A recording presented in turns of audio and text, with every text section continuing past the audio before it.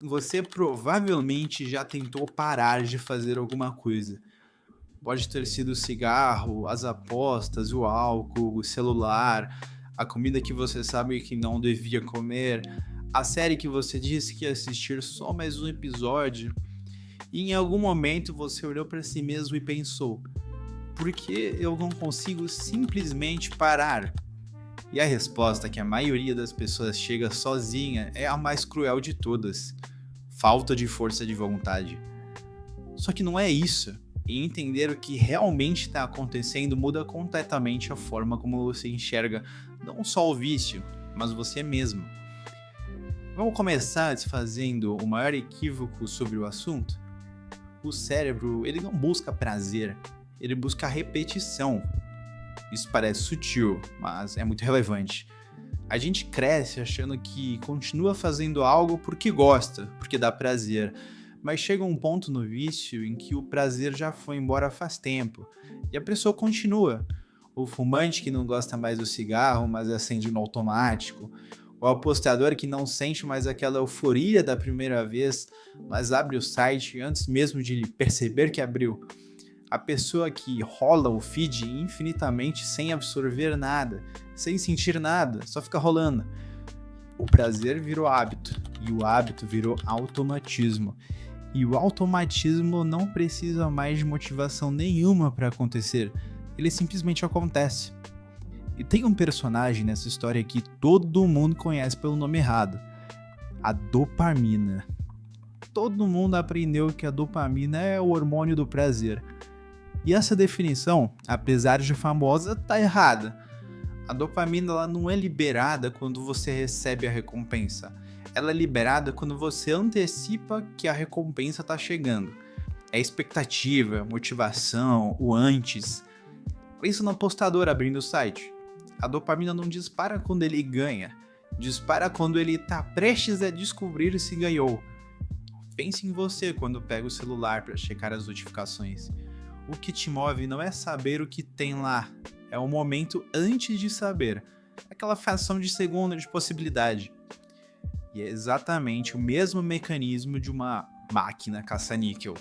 Você puxa a alavanca não pela certeza de ganhar, mas pela possibilidade. E é a possibilidade que vicia, não a vitória.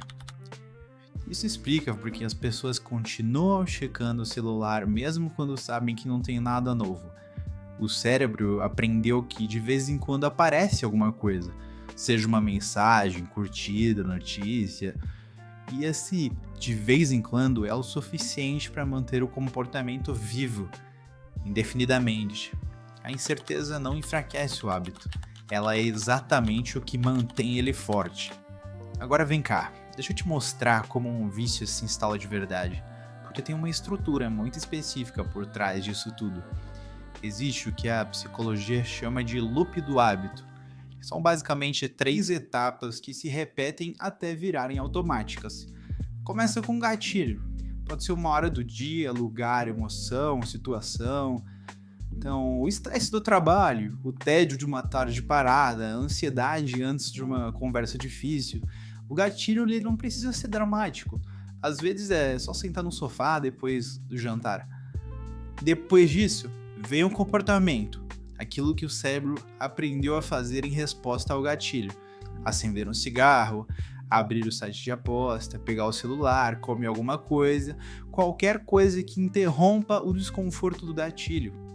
E depois vem a recompensa, o alívio, a distração, o prazer passageiro que diz ao cérebro: ei, funcionou, faz de novo. Com o tempo, esse caminho fica tão pavimentado que o cérebro ele não precisa mais decidir nada. O gatilho aparece, o comportamento segue automaticamente, antes mesmo de você ter consciência de que está acontecendo. E é por isso que tanta gente já está com o cigarro na mão antes de ter pensado em fumar. Já está com o celular desbloqueado, sem saber quando pegou, enfim. Mas aqui vem um ponto que eu acho o mais importante de tudo isso.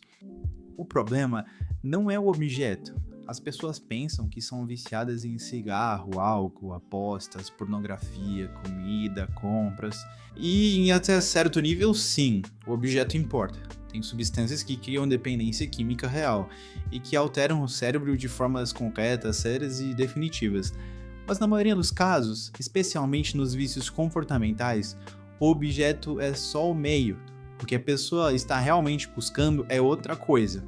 Escapar, anestesiar, não sentir ansiedade por alguns minutos, não sentir o vazio, não ficar sozinha com os próprios pensamentos. Bom, o cigarro não é o vício. O vício é a pausa que o cigarro dá. A desculpa para sair da reunião, para respirar, para ter um momento só seu no meio de um dia que parece grande demais. O celular não é o vício. O vício é a fuga da presença, do silêncio, do tédio, daquele pensamento que você prefere não ter. A aposta também não é diferente. Ela não é o vício. O vício é a adrenalina que faz o resto da vida parecer lento demais. A sensação de que algo pode mudar em segundos, quando tudo parece parado. Quando você só remove o objeto sem entender o que ele estava cobrindo, o vazio que fica procura outro objeto, sempre. E é por isso que tanta gente para de fumar e daí começa a comer mais. Para de beber e começa a trabalhar em excesso. O mecanismo migra porque o mecanismo nunca foi tratado. E já que eu falei em trabalho compulsivo, eu preciso abrir um parênteses aqui, né?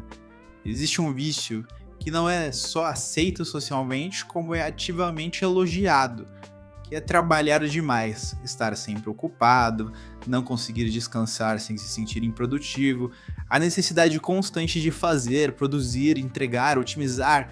Enfim, esse vício segue exatamente o mesmo loop de qualquer outro. Tem gatilho, que é o silêncio, o ócio, a sensação de estar perdendo tempo. Tem comportamento, abrir o computador, responder mais um e-mail, começar mais um projeto. E tem recompensa, a sensação de controle, de utilidade, de estar avançando. E tem o mesmo vazio depois, aquela exaustão que não passa nem com descanso, porque você não consegue descansar de verdade. Só que ninguém chama isso de vício, chamam de dedicação, ambição, perfil profissional. O objeto muda, o mecanismo é o mesmo. E tem mais uma coisa que vale entender sobre como tudo isso se sustenta, e ela tem a ver com as empresas que constroem os produtos que a gente consome. Aplicativos, plataformas de apostas, redes sociais, jogos.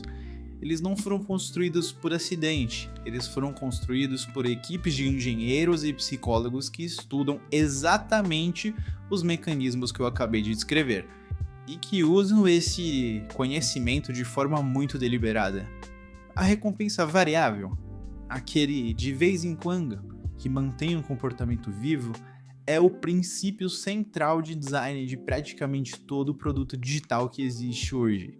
A notificação que aparece no horário imprevisível, o feed que nunca acaba, a roleta que pode dar certo dessa vez, o algoritmo que aprende, o que te prende e te entrega mais disso. Você pode saber exatamente como isso funciona. Pode ter lido sobre, entender o mecanismo, pode estar me ouvindo agora explicando cada peça e ainda assim pegar o celular daqui 10 minutos sem perceber que pegou. Porque inteligência não impede o condicionamento. O cérebro ele continua respondendo aos estímulos independente de você saber que os estímulos existem. Saber que tem uma armadilha não te tira da armadilha necessariamente. E tem uma última peça desse quebra-cabeça que eu acho que fecha muito bem. Quanto mais prazer imediato você consome, menos prazer você consegue sentir no resto da vida. O cérebro ele se adapta.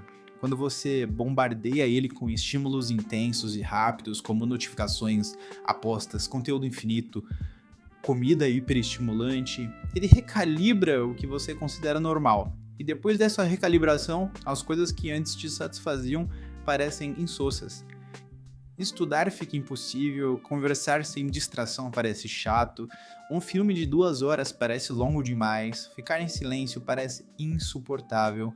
Não porque essas coisas ficam piores, mas porque o seu normal foi movido para um lugar que a vida cotidiana não consegue acompanhar. E aí você precisa de mais estímulo para sentir o mesmo. E de mais ainda, é uma escada que só desce.